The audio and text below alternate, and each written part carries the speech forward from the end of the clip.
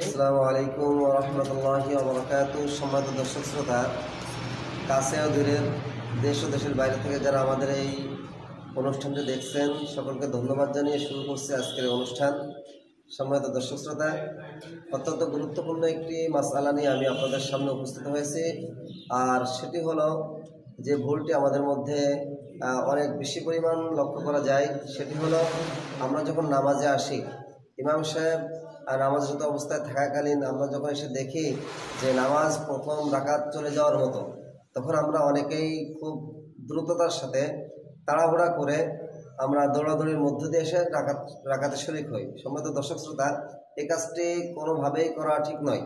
কাজেই নামাজ যেহেতু ধীরস্থিরভাবে পড়া জিনিস, শান্তির সাথে পড়া জিনিস, এই জন্য আমরা দৌড়াদৌড়ি না করে আমরা খুব দৃঢ়তার সাথে যতটুকু নামাজে এসে পাবো আমরা সেখানে এসে শরীক হবো ইনশাল্লাহ।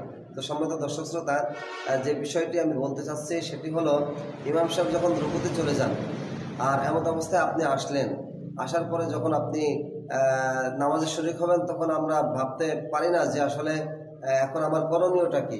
আমি নিয়ত করে কি ডাইরেক্ট রুকুতে চলে যাব, নাকি নিয়ত করে আমি বুকে হাত বাঁধবো। তো এই বিষয়টি খুবই গুরুত্বপূর্ণ একটি বিষয়।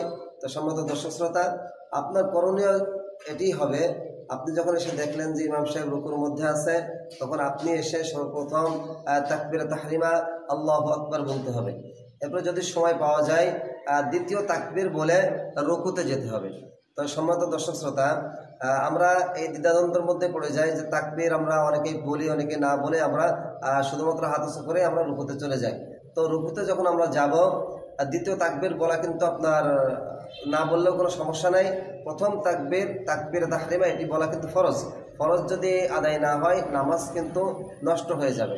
অতএব এই দিকটা আমরা লক্ষ্য রাখবো। এবং যখন আমরা রুকুতে চলে যাব, রুকুতে যাওয়ার পরে যদি আমরা এক তাসবিহ পরিমাণ, অর্থাৎ সুবহানা রাব্বিয়াল আযীম ইমাম সাহেবের সাথে আমরা পেয়ে যাই, তাহলে আমাদের ওই রাকাত পরিপূর্ণ হয়ে যাবে। পরবর্তীতে আপনার নামাজ আদায় করা লাগবে না।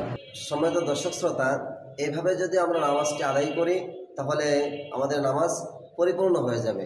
তো যারা আমাদের এই ভিডিওটি দেখছেন, তারা অবশ্যই আমাদের এই ভিডিওটি শেয়ারের মধ্য দিয়ে হাজারো কোটি মানুষের মধ্যে পৌঁছায় দিবেন। আপনার মতো যারা এরকম ভুল করে, আমাদের এই ভিডিওটা দেখে তারাও এই ভুল থেকে সংশোধন হবে আর নিজেদের নামাজটা নিজেরা ঠিক করতে পারবে। এই জন্য আপনারা আমাদের সাথেই থাকবেন।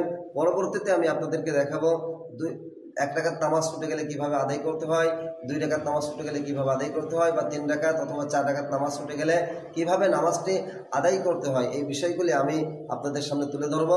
আপনারা আমাদের সাথেই থাকবেন ইনশাআল্লাহ।